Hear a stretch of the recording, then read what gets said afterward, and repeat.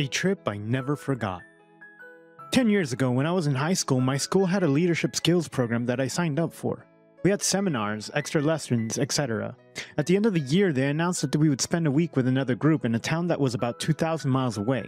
I was really excited because I was going to meet new people and gain new skills at the same time. It would also look good on my application to be perfect.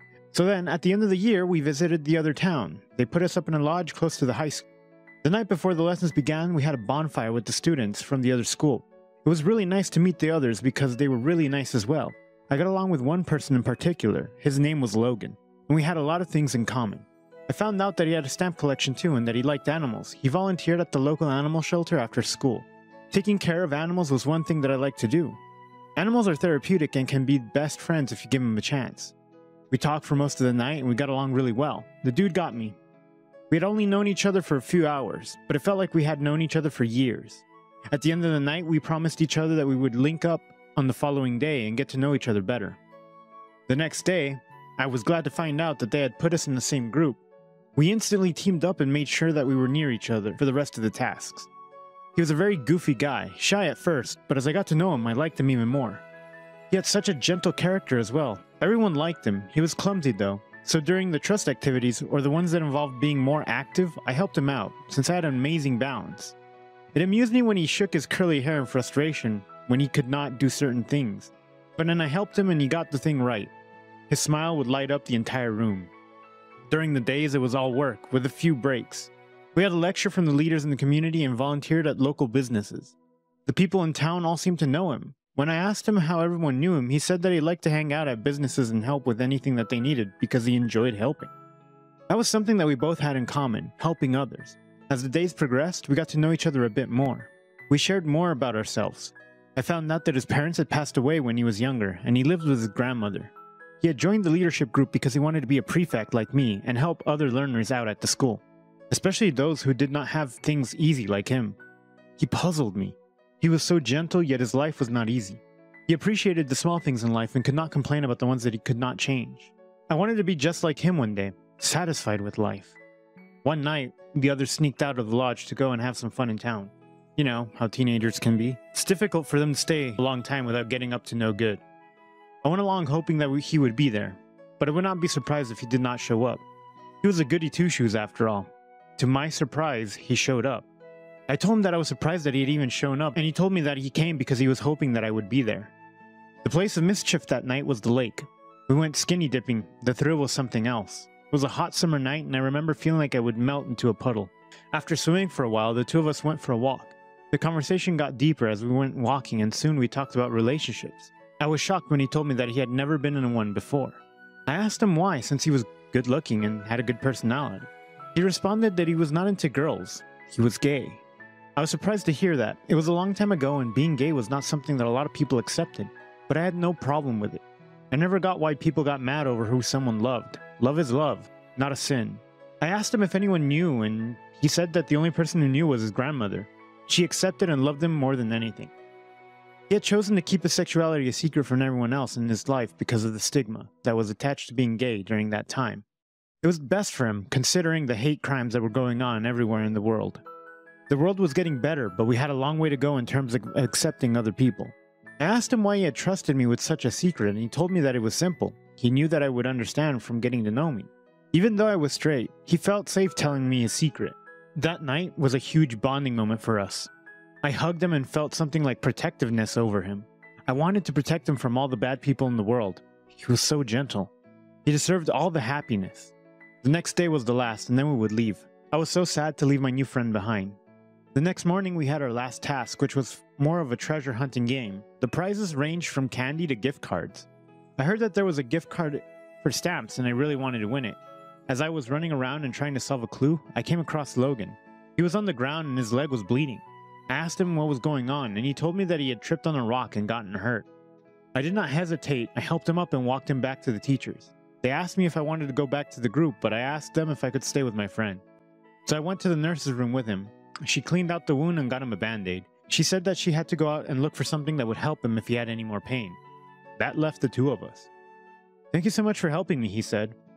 "It's what friends are for," I smiled. "You could have gone back to the game. Why did you not? I know that you wanted the stamp collection," he said.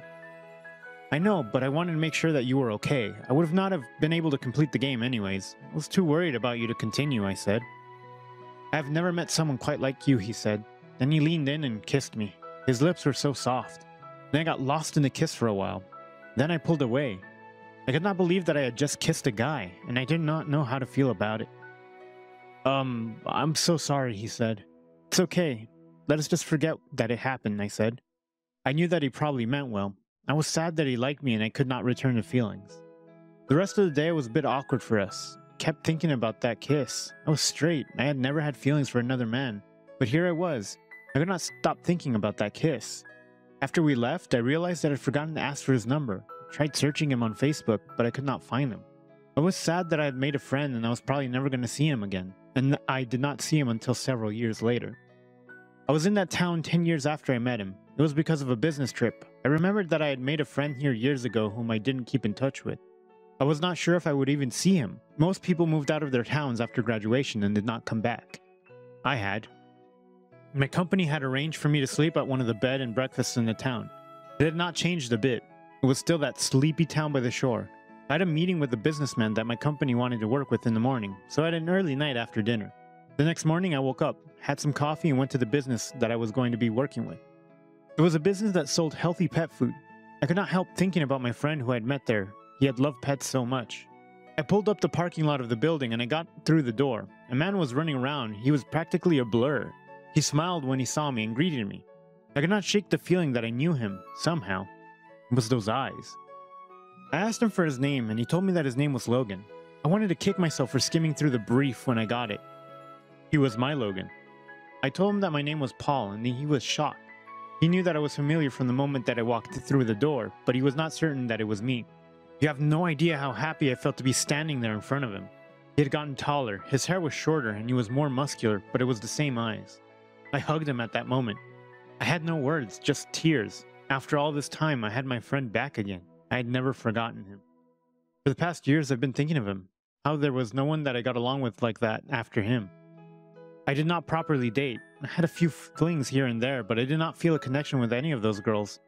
There were times when I thought of it. Maybe I should have explored it with Logan and seen where it went. But I had been a teen, confused about life. It had been the best for me to suppress it. After we caught up a bit, we got right into business. After school, he had studied to be a vet and he worked as one for a few years. Then, 2 years ago, he had quit his job and moved back to his town so that he could start a small business and be closer to his grandmother in her final months. He had finally come out as gay and was living his best life. People were more open-minded now than a few years before. It had taken a lot of getting used to for some people, but eventually he was accepted for who he was. He had broken up with his boyfriend a year ago and had not dated ever since. After we were done discussing business with each other, we decided that we were going to go out for some fun and to catch up. We went to a popular bar and drank a lot. It was nice to be in his company again, and it's funny how you can forget so much in a couple of years. I had thought a lot about him. I remembered a few details, but I had forgotten what it was like to be in his presence. Something was cracking between us that I could not escape. When he looked at me, I felt a certain way. I wanted him to look at me. I do not know why I did. I found myself making our hands deliberately touch, and I felt sparks when they touched. After the bar, I had an idea. I told him that we should go to the lake we had gone to the last time I had been there. So we went to the lake, but we did not swim. We sat there for a while and talked about random things. While looking at the stars, the alcohol was still heavy in my system, so I said something to him that I'd been wanting to say for so many years.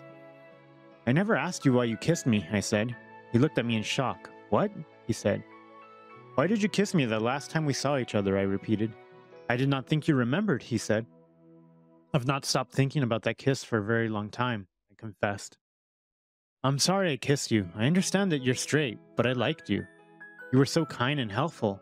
Not stop thinking about you too, he said. I thought I was straight, but then you kissed me, I sighed. Then I knew at that moment it was not 100% true that I was straight. I could sit there explaining the situation to you the whole night, but your kiss made me realize something. I was not sure of what it was until I saw you again, I said. What was it? He asked. I pulled him towards me until we were breathing the same air. I looked into his eyes, and I saw that he wanted me just as much as I wanted him. He gave in and kissed me. This time, I did not pull back. I was sure of my feelings for him. His kiss felt like I was coming home. I could taste the liquor on his soft lips, and that made it even better. I kissed him gently. He was so dear to me, and I wanted to protect him. He gently bit my ear and he chuckled. I pulled back. I started to kiss him up and down his neck. His neck smelled so good. I wanted to stay coiled up to him for the rest of the night. "Do you want to go to my place?" he asked me. "Of course," I said. We got up and we walked to his house. It was the first time that I was going to his house and I was a bit nervous. Even though we were not kissing anymore, his lips lingered on mine. I felt so excited walking beside him. I felt like I was a new man. We arrived at his house and he led me to his room. We did not take time before we started to kiss each other again. We took off each other's shirts and I started to touch him on every place that I could, and he moaned. I found a scar that was on his stomach and I looked at him in questioning manner. "Where did you get this scar?" I asked him. "We'll tell you another time," he said as he flipped me over and started to kiss me passionately. All thoughts of the scar escaped my head and he started to play with my nipples. No one had ever done that to me before, but I really enjoyed it. We did not make love that night. We cuddled in each other's arms as we talked. He felt the same way about me and we were going to see where this whole thing led. I was going to be making more trips to this town in the following months so we could have all the time in the world to take things slow and get to know each other. I had known so many years ago that he was special. It had taken me 10 years to get together with the person that made me feel like love existed. The one that I could not bear to let anyone hurt. A kind soul unlike any other. I was lucky.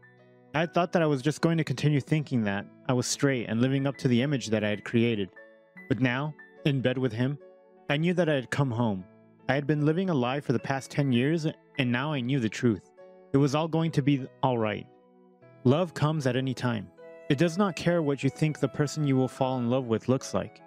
You just connect with the soul and you cannot escape love's clutches. It could take you 2 days or even 10 years to listen to love when it tells you that your person is in front of you.